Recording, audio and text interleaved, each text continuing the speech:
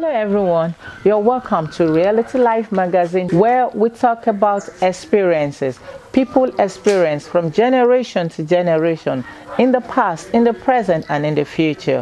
What are we doing? We are documenting history. We are taking inventories. We're putting them together for future reference. That's what we do at RealityLife Magazine. Today, we are in the residence at the country home of no other person but the renowned Nigerian journalist, the author of the makers of Nigeria Press. I will allow him to introduce himself. It's going to be a great time and interview session with this great, renowned Nigeria journalist. Please, sir, introduce yourself. Thank you. Well, my name is Dayo Duyile. I'm a journalist. I'm a journalism teacher. I'm also a publisher and author of journalism and media books. I've been into journalism all my years. Pleasure having you on set with me today, Daddy. And I am most delighted to be on this set with my father, Dr. Dayo Duyile. Guess what? He had his PhD at 82. That is very, very intriguing. For you who is listening out there, please wake up. All right, sir, tell us about your early life. Well, I was born in Ondo town in 1940. I schooled in Ondo town and in some towns in the riverine area of Okitopa, when my father was working as a civil servant, a registrar to the local authorities there, local government authorities there. And from there, I moved on to my secondary education in Ibadan and finished with my GC ordinary level and advanced level, and joined the Southern Nigeria Defender as a trainee reporter in Ibadan. Moving from there to the Nigerian Tribune, and from there to other media. All right, I started my career very early anyway, at the age of 22. All right, so talking about starting your career very early, when you were growing up, what would you say were your dreams and aspirations for life? Well, my dream and aspiration was to be a lawyer, was to study law. But my grandmother detested that. She didn't like law. She had her own feelings and views about lawyers in our community at that time. So, based on her advice, I decided to do the alternative. And then you said that the alternative was journalism. So what motivated you into journalism? Is there any reason why you were motivated into journalism? Yes, as I said, I stayed with my father or my parents in the riverine area in Okitopa division of the olden days. And being a court registrar, he was always reading the newspapers, subscribing to all the newspapers, mainly the Nigerian Tribune, the West African Pilot, the Daily Service, and occasionally the Nigerian Tribune. But Daytimes was constant in my father's collection. So after reading those papers and packing them in the corner of his bedroom, I would go there and do some readings. I think I was in the primary school.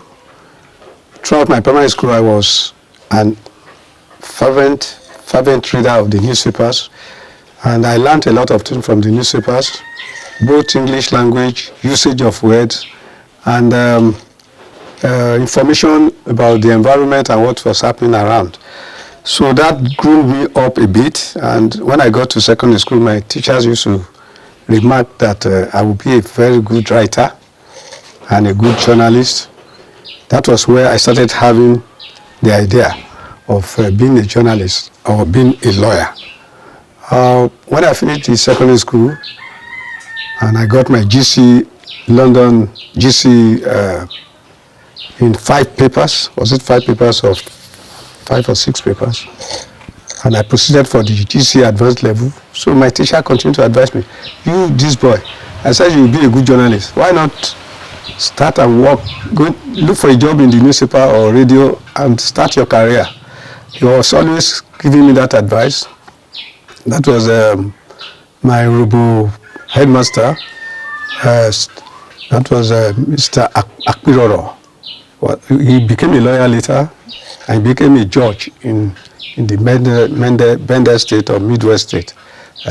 So he encouraged me a lot, and I started my career as he had advised with the Southern Nigeria Defender, which was one of the provincial publications or provincial newspapers of Dr. Nnamdi Azikiwe, our revered journalist and president of this country at independence. So from there, I was groomed a bit in news reporting and reporting from the courts, reporting from the police stations, and so on and so forth. So I was groomed as a crime reporter, so to say, and as a judicial reporter. It was from that level that I moved to the Nigerian Tribune in Ibadan under the general managership of Alhaji Lateef Jakande of blessed memory, who was also a very beautiful writer. He had his own column, which I used to read in those days when I was staying with my dad. It was called John West. I didn't know he was John West until I got to Nigerian Tribune in 1961. From there, I moved on to Daily Times in 1962. And I was a reporter of the Daily Times, covering courts again, the high courts in Lagos. I was lucky to have been instructed or assigned by my editor, Peter Enahoro of blessed memory again, to cover the trial of Chief Obafemi Awolowo when he was charged with treasonable felony by the federal government. And I and my other colleagues were assigned to cover from the beginning of his appearance till the time they passed sentence, 10-year sentence on him by Justice, forgotten the name of that judge, Justice Showemo. All right, so quite memorable time there. What would you count as your experience before and after becoming a journalist? Yes, my experience is an interesting narrative, because it was not only the newspapers that I worked on. I went to the television, I went to radio as reporter, as sub-editor, and I went to a magazine called the Drum Magazine, which was a South African publication, but had about 4 editions, one in Nigeria, one in South Africa, one in East Africa, one in Ghana. I was a senior reporter, later deputy editor of that magazine in Lagos. So my experience in journalism is wide, in the sense that I sojourned in both the news media, the newspapers, the print media, the electronic broadcast media, and even in book publishing. So I don't know how to place myself, but I see myself more as a reporter because I like seeing events and covering events. Even at this age of mine, I still do some reporting for newspapers, write some news stories, write some features. So the experience has been very extensive, from newspapers to newspapers, from newspapers to magazines, from magazines to radio, from radio to television, and so on and so forth. While I was in the Daily Times, I worked also with the Spear magazine, which was then edited by our brother, Sam Amuka Kpemu, who is now the publisher and owner of the Vanguard newspaper publications. He was my editor on Spear magazine. And Dayo Duyile was my editor in Drum magazine. And Sam Ayovan was my editor in Western Nigeria Television Service in Ibadan. I had so many editors in the past. I still remember them vividly and their various characteristics. I think I copied a lot of their characteristics in my professional ability. All right, quite memorable experience there. Got your doctorate degree at 82. What would you count as achievements at this point in time in life? Well, my achievements, well, I think I can divide them into two. One in the academic sphere, the other one in the journalism profession. I would say that the issue of my obtaining the PhD in mass communication at age 82 has been a long battle. It didn't start just overnight, no. I have had the idea of getting this PhD since 1989. After I had taken my master's degree at the University of Lagos in mass communication, I had been thinking of having a PhD, and I've been making efforts to go to US, United States of America, where I had so many, a couple of admissions to read for my PhD. But one thing or the other had stopped my going to US for that. At a stage, I even had a scholarship to do my PhD with a teaching assistantship with a famous American university, Michigan State University. But again, I couldn't go. So I kept the idea alive. I kept the idea alive that one day I'll finish and get this PhD. The idea was to crown all my professional experience in the media with a doctorate degree in communication and mass communication and journalism. And so when the time came, I gave the glory to the Almighty Father, and I applied to UNILAG, my former university. It has always been my university. I did my diploma there. I did my first degree, the Bachelor of Science degree. Then I did my master's degree in the same university. Now I returned there in 2016 to start my PhD for about 4 years. We were interrupted a bit by that prevalence called what do you call it? That disease. COVID-19. COVID-19 okay. For 1 year.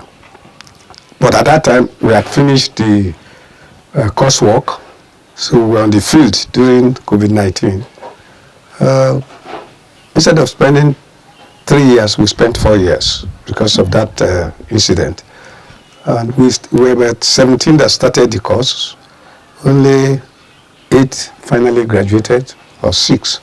I was among the 6. Interestingly, sir, we also learned that when the foundation of the UNILAG was laid, you were the reporter who reported that. Yes, I told you that I was a reporter in Daily Times in 1962.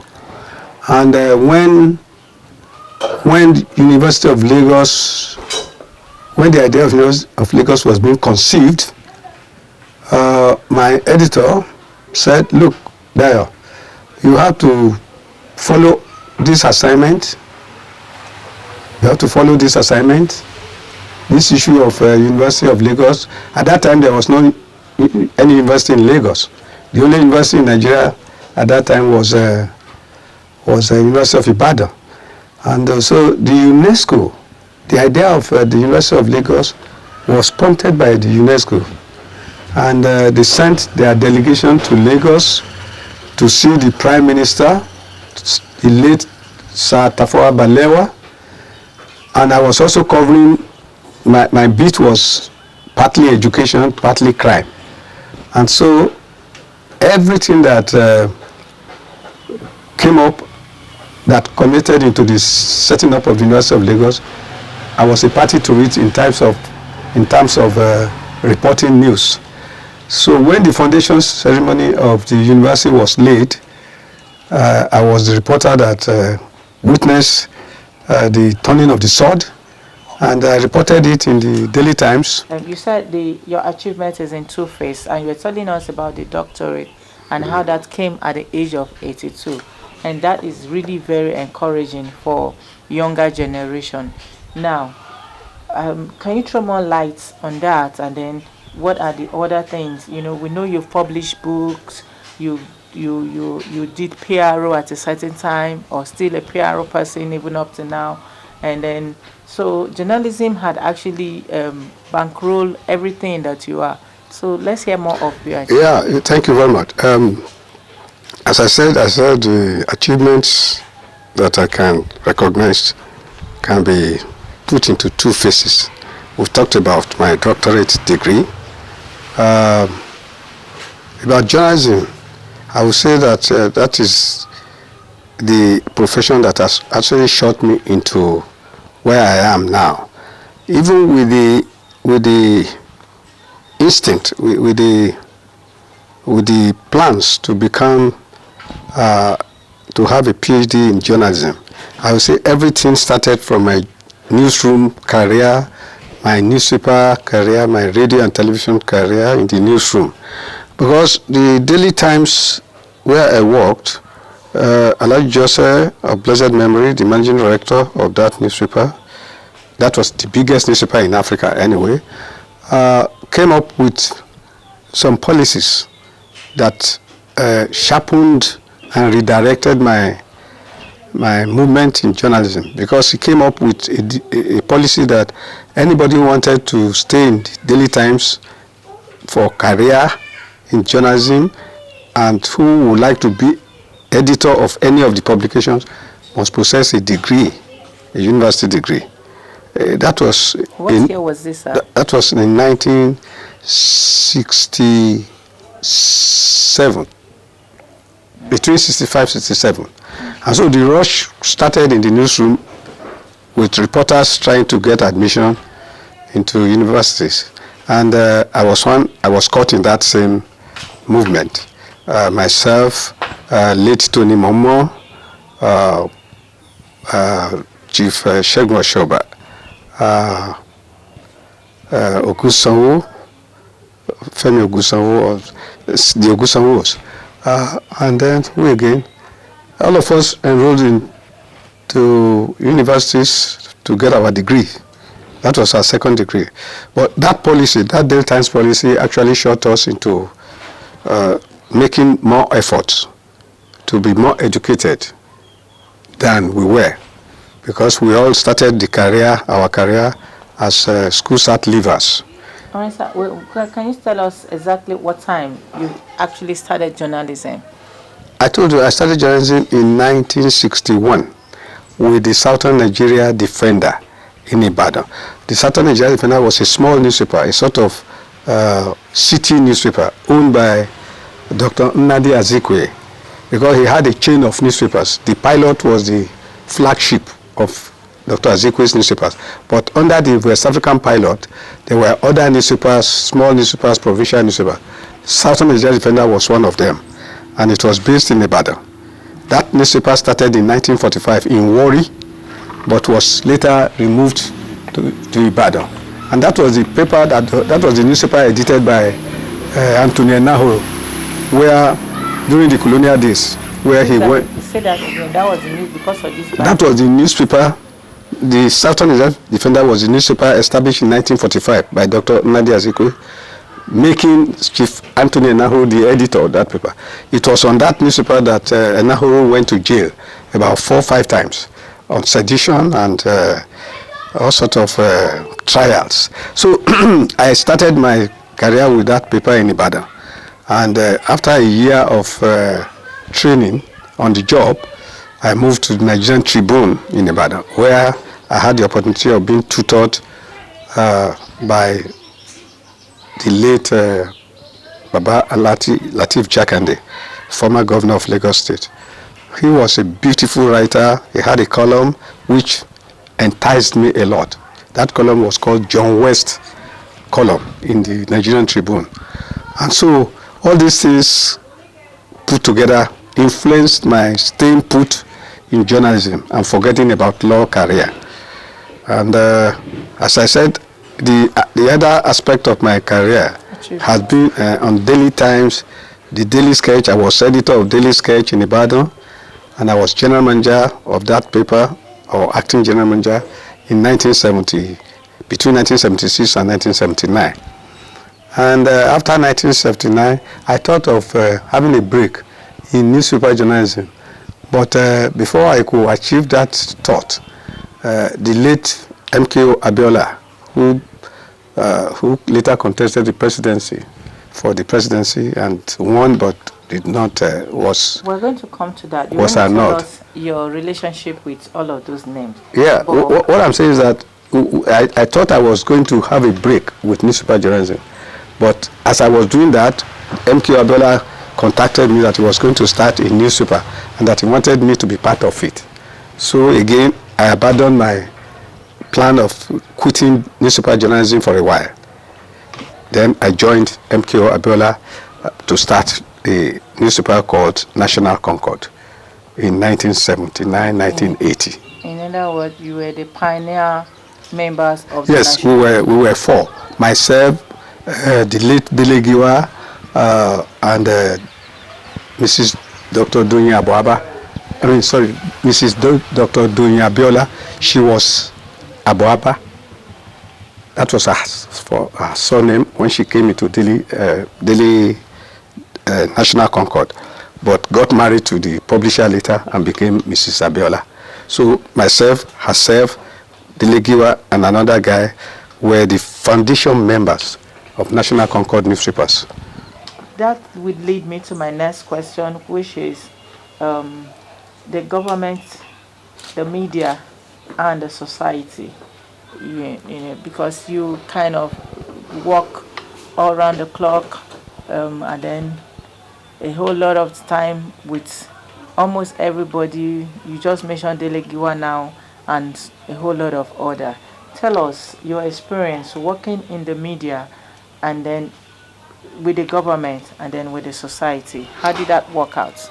Yeah, I think you are referring to Daily Sketch, my editorship of Daily Sketch, because the Daily Sketch was a government-owned newspaper, owned by about 4 state governments: the Oyo State Government, Ondo State Government, the Ogun State Government, and one other government. Yes, 4 of them owned that newspaper. I was appointed the editor of that paper in 1976 after my first degree in mass communication at UNILAG.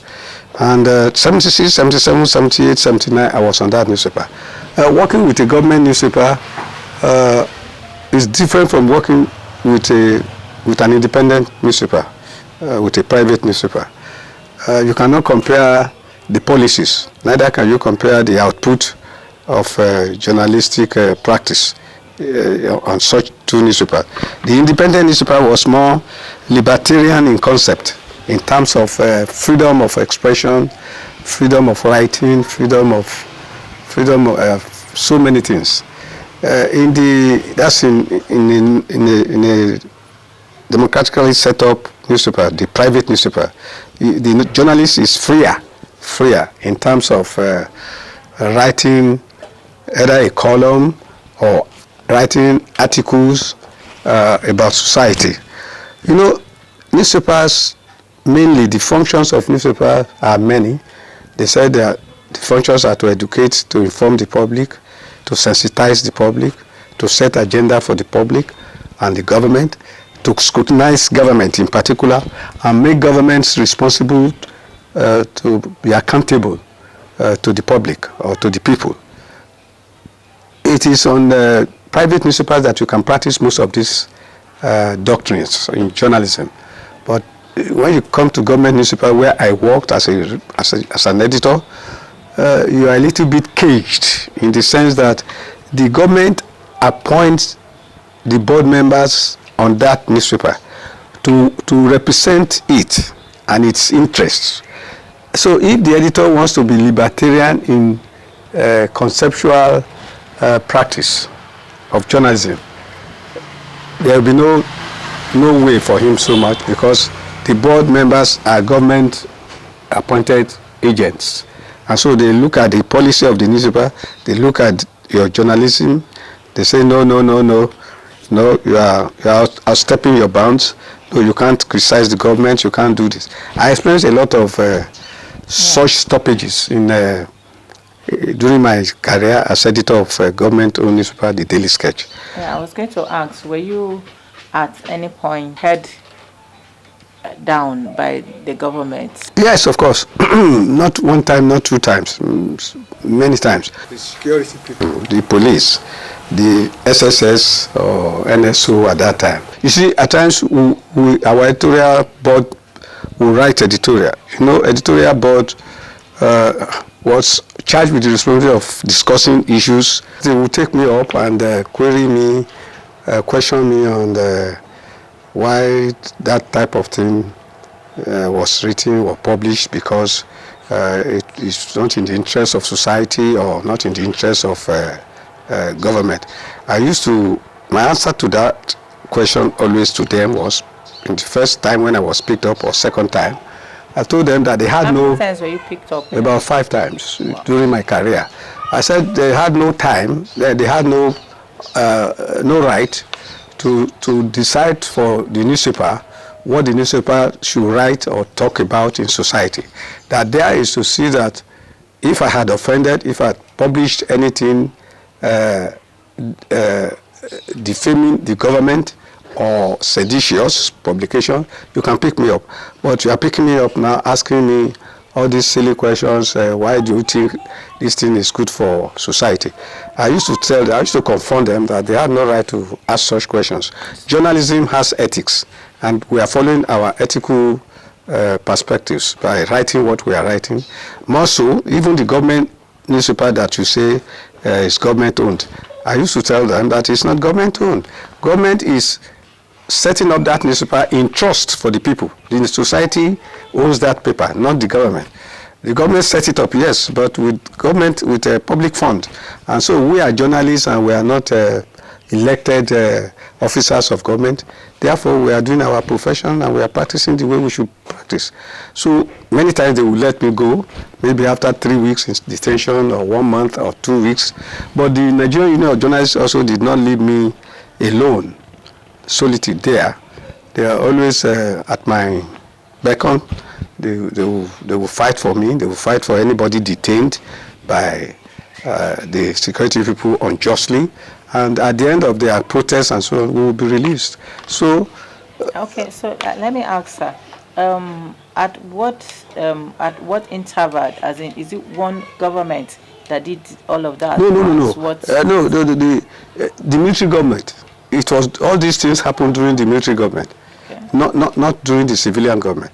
The civilian government did not, in fairness to them, before the military came in 1966, yes, there will be some altercation between the press and government, but it never resulted into detention of any journalist. Oh. But the military are totalitarian and authoritarian in their authoritarian in their dealings. Especially, there will be no parliament with them. They will just issue out decrees, decree this, decree that, to gag the press, to do whatever they wanted to do. But the press was very courageous during the military regime.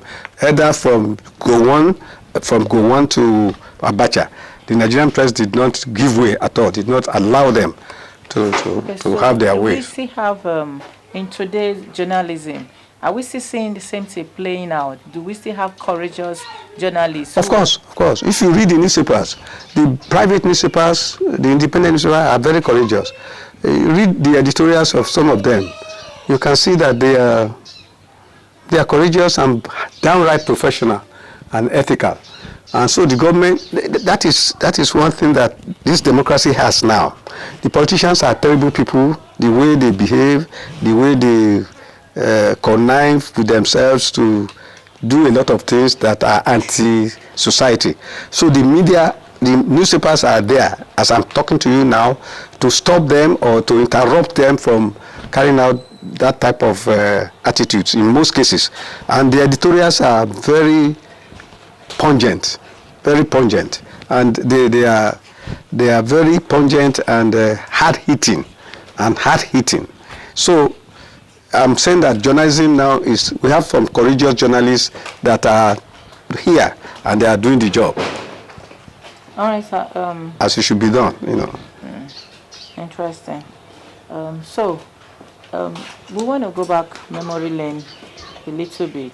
Yes. In your career, you had a swell time relating with Awolowo, Chief Abafemi Awolowo. You also had a swell time relating with Nnamdi Azikiwe, and even the Zik of Africa, and even the Tafawa Balewa of great memory. They were all nationalists. Yes.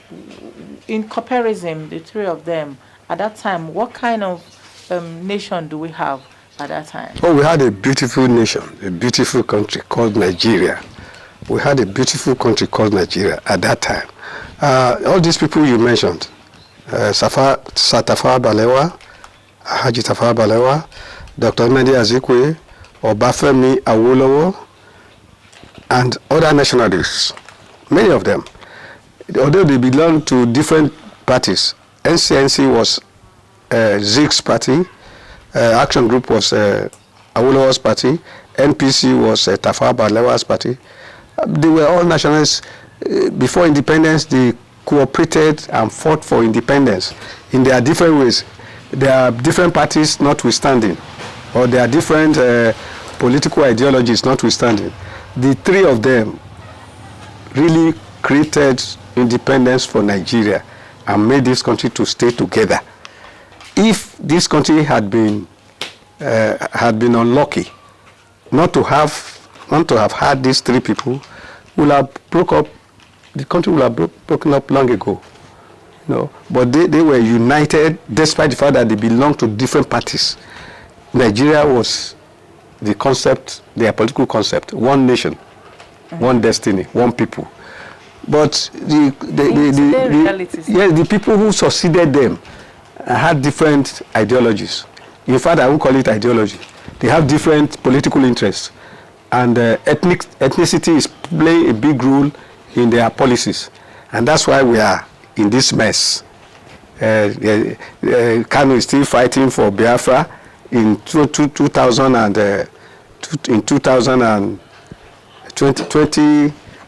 What do we are 2024? We are still talking about Biafra, which we should have forgotten long ago. We should be moving forward instead of moving backward. Okay, so let me take you up a little bit on that, sir. Are there no reasons that why people are still agitating? There are reasons. There are political reasons. You see, what we are saying is that no matter the reasons, we should sit down together and settle these problems. The politicians are supposed to do that. The government are supposed to do that. If the Easterners feel cheated, they should come to the assembly. They have National Assembly. We have the National Assembly. We have the Senate. We have the House of Representatives. Then we have the government, the executive. This thing can be resolved. It's a question of sitting down and peacefully discussing the issue and forget about secession. You see, no journalist in this country will support secession because this country has been coming together since 1914.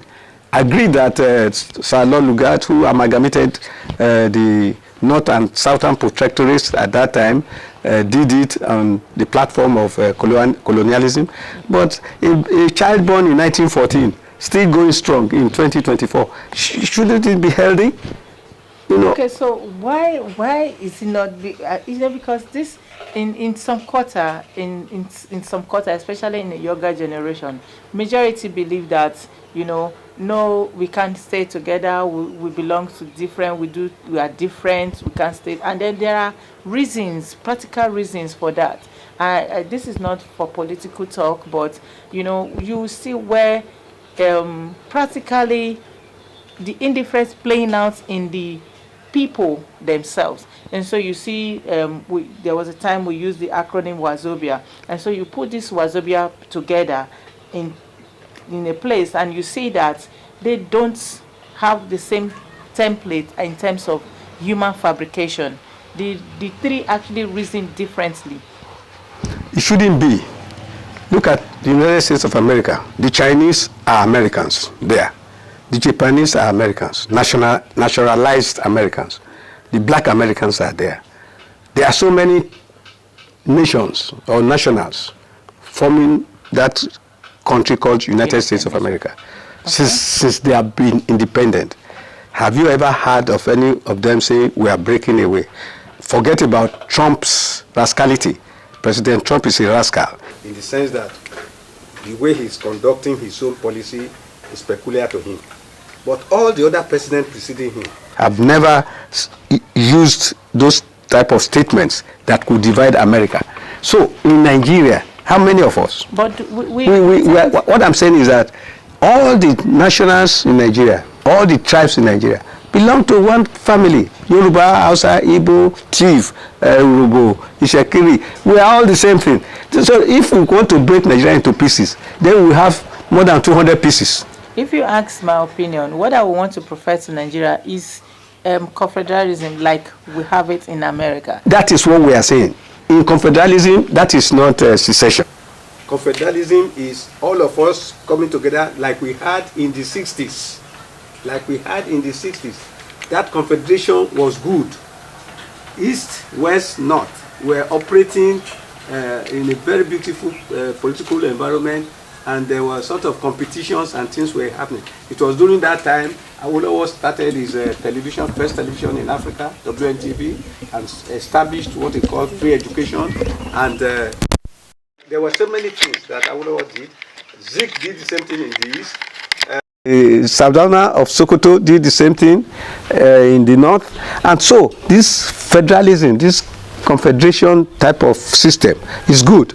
Instead of talking about secession, we can grow in confederation, we can grow in unity. But if we say secession, if Biafra goes, another secession argument will come from another state, and then we start running helter-skelter again. Okay, so I think it is time we stop that and come together and discuss at national level how we can run this country. Okay, so coming from you, statesman, a veteran in journalism who understands the principles and the intrigues of politics from the journalistic point of view, would you recommend a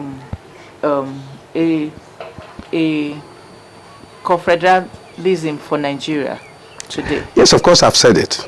Confederation is good for this country. A federal system of government where all of us will take part, will be involved in building this country. Since 1960, we've been having a lot of problems. And it is this issue of separatism, this issue of ethnicism, this issue of, no, I think Nigeria is too big for, as a country. We should separate, I think by the time the people come together again and think well, they will know that confederation, or what I call federalism, true federalism, yes, it will be good for Nigeria because we practiced it before, and we can, if people, researchers can go into that and see what achievements were made during the period of federalism, between 1959 or 1955 to 1966 before the coup. Then look at the military regime and see again. A good researcher or a group of researchers can do that and tell the nation that, look, this is what we have found, that in federalism, this is this. Healthy competition. Yes, in military, this is this. Now that we are back post-military, this is what we have. By seeing the three findings on the table, leaders coming behind these ones will be able to see that, and choose, and they say, okay, federalism is better. That's the way I look at it as a journalist. I haven't practiced journalism in this country for 62 years now, and I'm still intensely involved in practicing journalism. I've been the director of Nigerian Institute of Journalism for 10 years, trying to teach journalists in the art of journalism, the practice. Haven't spent 10 years as a trainer in the Nigerian Institute of Journalism, and haven't continued to train journalists in the universities, about 4 or 5 universities now. I'm presently at Wesley University in Ondo, Department of Mass Comm. All these things, all this experience put together, all these experiences put together gives me the opportunity to say, I think federalism is preferred. Federalism is preferred for this country. All right. Yes, Daddy. If you were in America at this stage, being an elder statesman and having been through all that you've been through in the media sector in Nigeria and educational wise, and having lectures, I mean, you probably by now be a professor, but in Nigeria it isn't so. Yes, American system of education is very dynamic. Compared with America, more dynamic in everything. Can you know? And then we are copying their system. Why? We are copying their political system, but we are not even practicing their democracy. America is a full democracy.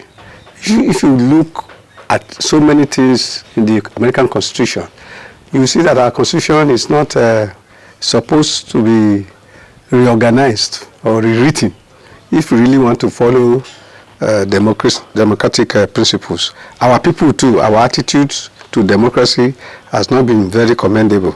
So the American people have grown so much experience in democracy. And we are just coming. Look at the interruption of the military for about how many years? About 20-something years of military rule.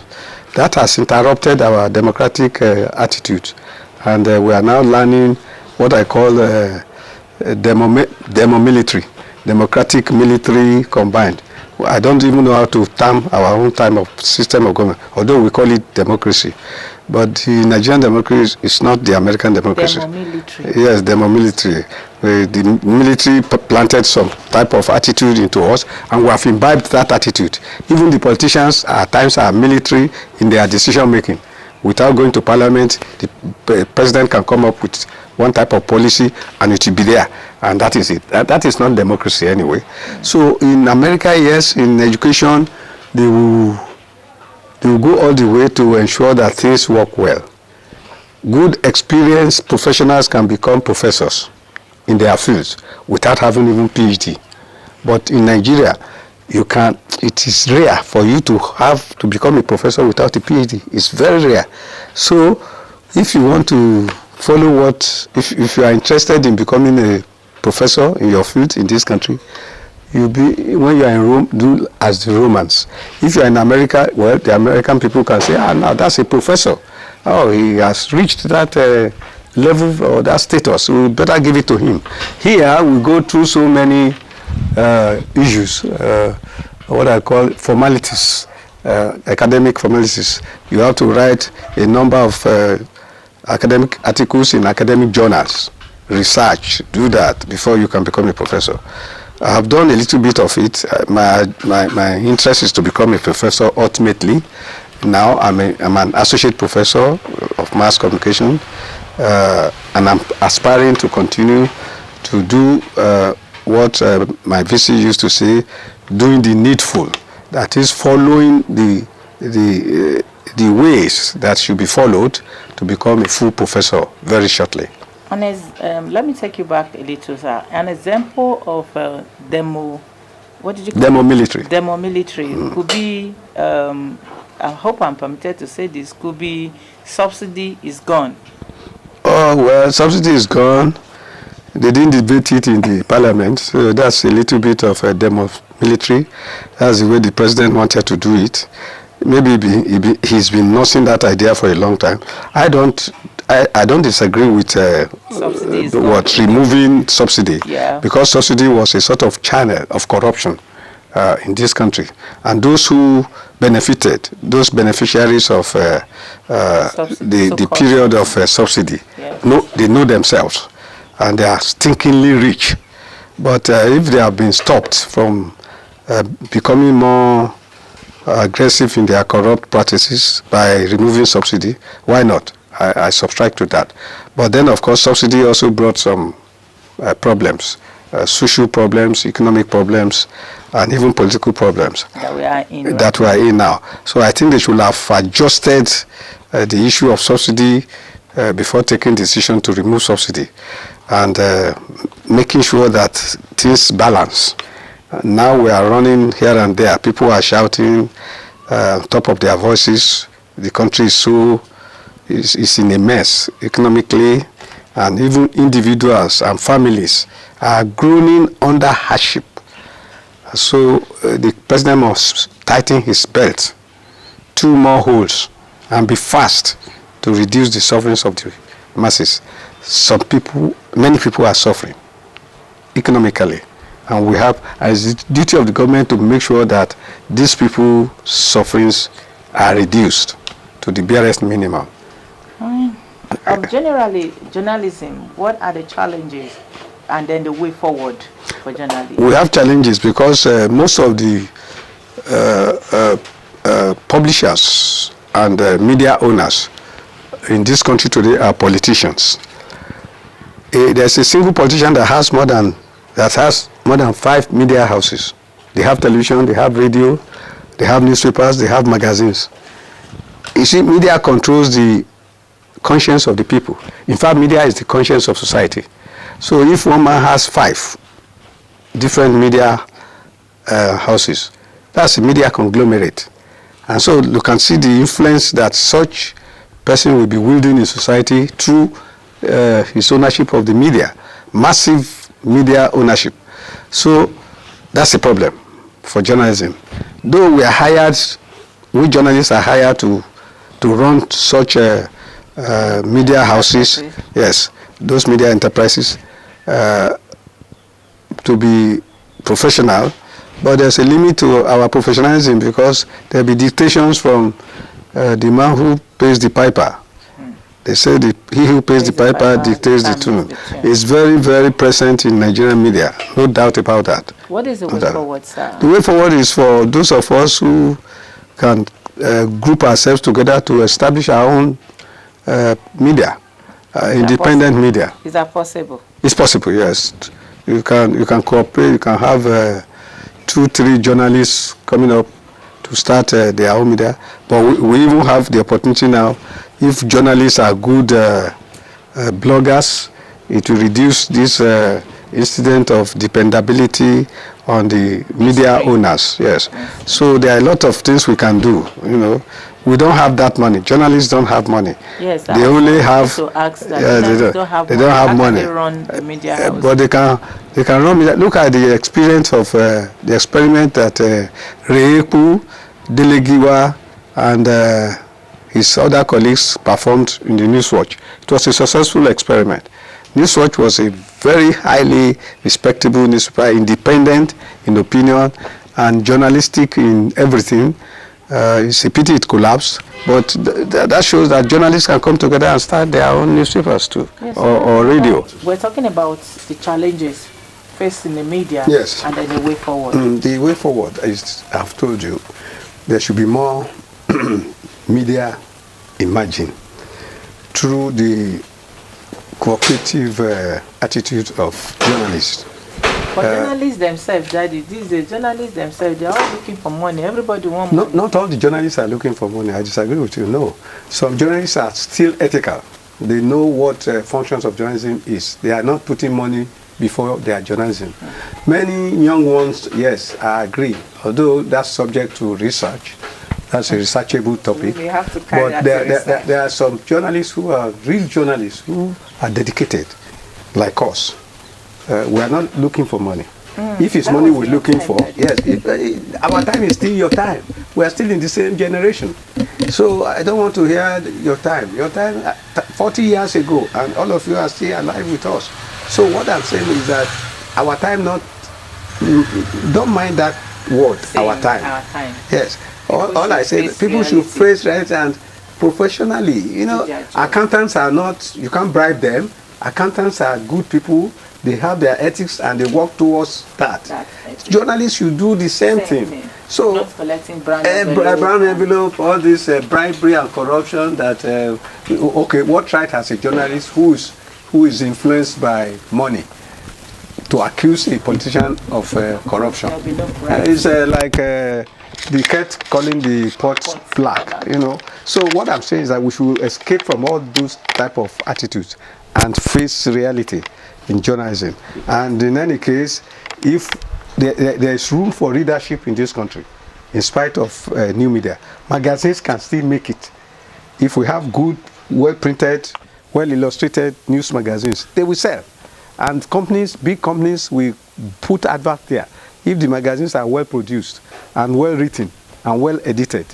So what is responsible for the collapse of some of the magazines may not be ascribed to non-readership attitude of our people. Because if you put a good magazine in the market, people will want to read. Like we still read books. Magazines are very good for what I call, you can use magazines for references. They have reference value more than the newspapers, especially when they are well printed. Yeah, so we as publisher of RealityLife Magazine, since we're talking like this, I feel like you just wrote this in. We personally have this challenge of people always telling us that they don't want to do with magazine because they already place it online. And so you're telling somebody they forgot that it is for documentation, it's for reference. You know, they always forget that part, and they always like, you can always keep it forever. You can't keep what you have on new media unless you record it. You can't keep them forever. They will disappear from your phones or from your cell phones. But magazines, I can show you some magazines of 14, 20, 25 years in my house here. The Drum magazine, the Spare magazine, Tell magazine, the News magazine. They are all there. I have them. Even some foreign magazines. If magazines sell in Britain and America and in Kenya and in Ghana, why not Nigeria? I think that has to do with the attitude of you see, not only that, I think the publishers must take to a new method of production. When a magazine is attractive from page 1 to the last page, people will read it. All right, you've heard the veteran himself saying that producers of magazines should take to a new strategic way of publication. Yes. You know, more infographics, more illustration, more concise writing, more professionally well edited. Good interviews and all that, and then people will be interested. And that's what we are pursuing at RealityLife Magazine. Always follow us. You will never regret. All right, let's move to the next question, Daddy. The next question is, you got your PhD actually at 82. I know we've talked about that before, but what is actually, that was really very exceptional. But what actually kept that motive at 82? A lot of people would just want to,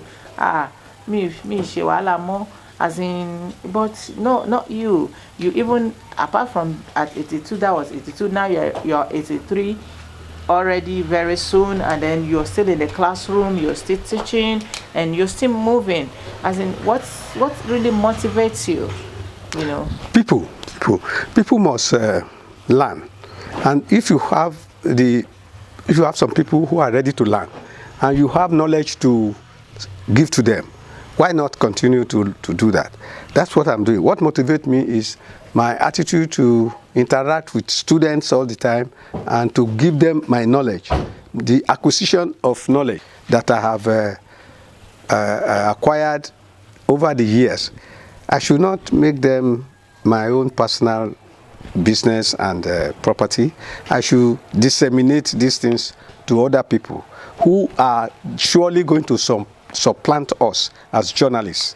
That keeps me in the in the classroom.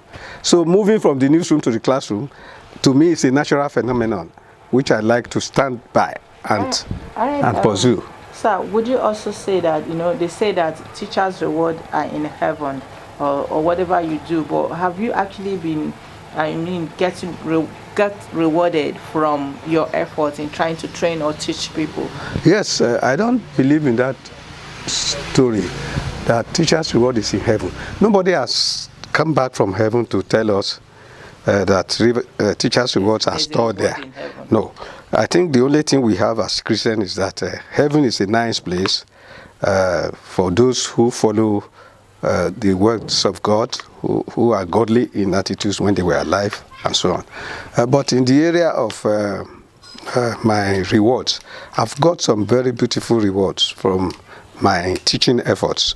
Many of my students, former students, recognize me a lot. They do a lot of things for me. At my birthday, they will send gifts. They will write to me. They will call me and chat with me. I become a sort of fatherly friend to some of them. And some time ago, some of them, when they heard that, or they read in the internet of my success at the PhD degree level at the University of Lagos, they organized themselves in Amsterdam, Holland, and paid my ticket and asked me to come for a sort of honor. They gave me a big honor over there. They were encouraged that at 82, that their teacher got his PhD and so on. And other people are also singing that victory song for me here and there. Even my church, the Cathedral Church of Christ, Anglican Cathedral Church of Christ, honored me with a very beautiful Thanksgiving service and a lot of gifts. And my wife's church at CAC, Christ Apostolic Church, they also honored me.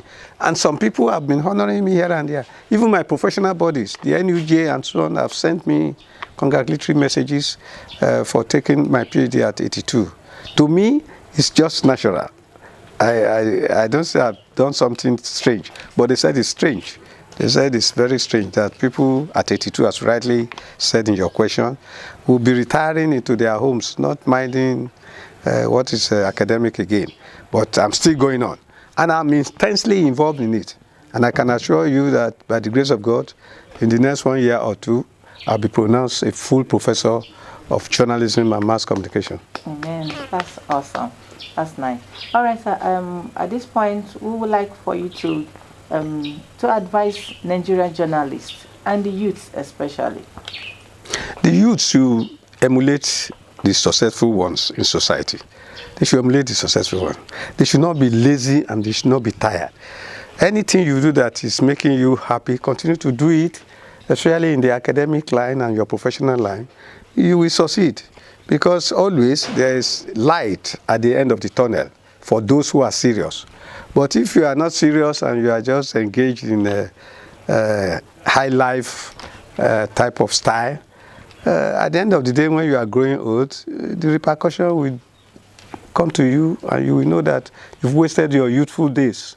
So I advise the youths that they should continue to read, go to the schools, not only universities, go to trade centers, technical schools, learn some craft, learn certain things, so that in future you become someone, you will be recognized. You'll be recognized by society. So, but for journalism, well, those who want to be journalists, you continue to be journalists by becoming ethical in their professional attitudes. And they should not put money as the priority. Because journalism, yes, you may not be very rich, but you'll be rich in ideas, you'll be famous, you will be recognized worldwide, anywhere you are as a journalist. I think that, to me, is more than having money. If you have all the money, what will you do with it? When you are managing your life with whatever you achieve and whatever you have from your profession, payments of salaries regularly, I think one should be very, very comfortable. Very, very true, sir. If you have all the money, what will you do with it? What would you do with all the money? This will bring me to this question. Sir, what would you want to be remembered for? To me, I want to be remembered for my journalism career and my book publications. Because when you are a journalist, a good journalist must publish a book, at least one book. So that when you are gone, that book will be presenting you here. They will know that, oh, this man wrote that book. You see, a journalist who doesn't write any book, to me, you have a lot of things to write. You have interactions with people. You've seen so many things. You've covered so many stories, so many events, so many things happened. A journalist is a historian. by nature. He's a historian because he's a recorder of events. So all these events, what do you want to do with them after you have quit your newsroom? Put them into a book, publish a book. So book publishing, writing the reports in the newspaper and magazines is what I want to be remembered for. All right, sir. Talking about what you want to be remembered for, and then if you have all the money, what will you do with it? Yeah. And then in many places, how many places have you been to in the world, so as to say, okay, if you're a journalist, you're not making so much money, but you will be recognized, like you said. So in the world today, by journalism, can you tell us how many places you've been to? Well, I can't count them. I've been to the world, so to say. I've been to the world. Did you hear that Daddy has been to in the same place? I've been to the Eastern world, I've been to the Western world. I've been to America, I've been to China, I've been to South Korea, I've been to France, I've been to Germany, I've been to England. In Africa, I've been to East Africa, Kenya, Uganda, all those places, Central African Republic. West Africa, oh, I'm a constant visitor to Ghana, to Togo, and Cote d'Ivoire. As a journalist, I move around the world. I know I've been to a lot of places. He's moved around the world, yes, because he's a journalist. Yeah, a journalist has the whole world under his feet or her feet. You can travel at any time you want to travel and do some journalistic duties there. Come back to report to your audience what you found in your travels. A sort of travelogue journalism. All right. Fantastic. On a final note today, we'll definitely have to come back to visit you some other time to have this chat. But today we'll be wrapping up by asking you to say something. You are the author of the Makers of Nigeria Press. Sir, this is Makers of Nigeria Press, and you are the author of this book. Yeah. The volume is really amazing. And then, how did you come about this, sir? Well, apart from being a journalist, I've always been interested in the history of this country's media. From the beginning of 1859, when the first newspaper was established in Abeokuta. Even when I was in my days in the university, my first degree, learning about history of Nigerian press has always given me a sort of joy. And so I said, when I become settled, I will do some research on the history of Nigerian media. So the result of those studies on Nigerian media is the product that you are holding now. Is for since 1986, 87, I started going into knowing more about Nigerian press, visiting libraries, reading journals, reading books on history of Nigerian press, interviewing people. I interviewed Chief Antonia Nahoro of blessed memory. I interviewed Jakande of blessed memory. I interviewed Alhaji Batne Jose of blessed memory. All these people were great journalists in Nigeria who knew the history of Nigerian press in their fingers. So I decided to talk to all of them, including the dynamic, hard-hitting Peter Enahoro, also of blessed memory now. So all these people, the interviews I had with them, the in-depth interview, gave me a lot of materials, a lot of data to publish this book. But then I also traveled abroad to the University of Birmingham to look at the documents left behind by Reverend Henry Townsend, who started the first newspaper in Abeokuta in 1859. Those documents are there, handy, for good researchers to inspect. In Birmingham, in the university's library called, what do you call that library? Cadbury Library in Birmingham University in England. So all these materials gathered are used to form, to write this book, Makers of Nigerian Press. And it's a continuous exercise. Even, you say the volume is Yes, it's about 900 pages. So is it 900? Oh my God. Yes, 960 pages. But I've done other research on other media. So the edition, this is the 5th edition, I think. This is the 5th edition. Another edition is coming very shortly, the 6th edition, along with my other books. So it will be even more voluminous than this. About 4 more chapters will be added to this. Interesting. And how is this sold, sir?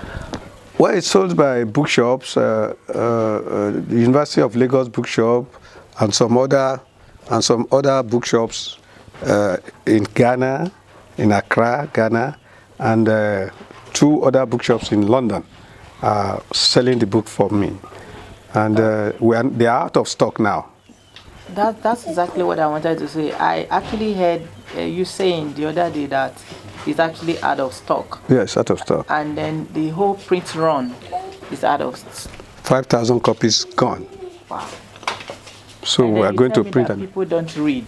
People but read. You who sit down and think that people don't read, and so you think you just take to social media and then you are done with reading, you are deceiving yourself. Because if 5,000 copies of this, the 5th edition was printed, and it's all sold out, then trust me, people do read. There are those that are reading, and if you want knowledge, if you want to know more than you know, all you have to do is read.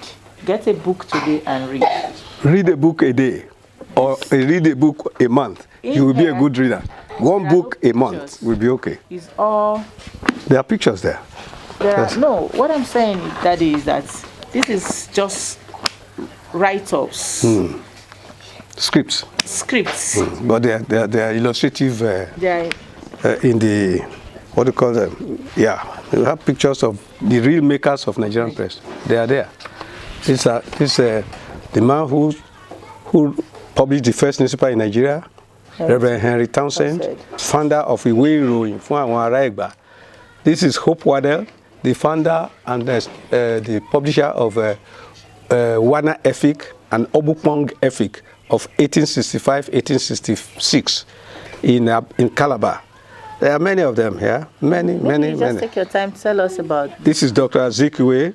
This is Awolowo, who published Nigerian Tribune in 1949. This is Azikiwe. He started the West African Pilot in 1937.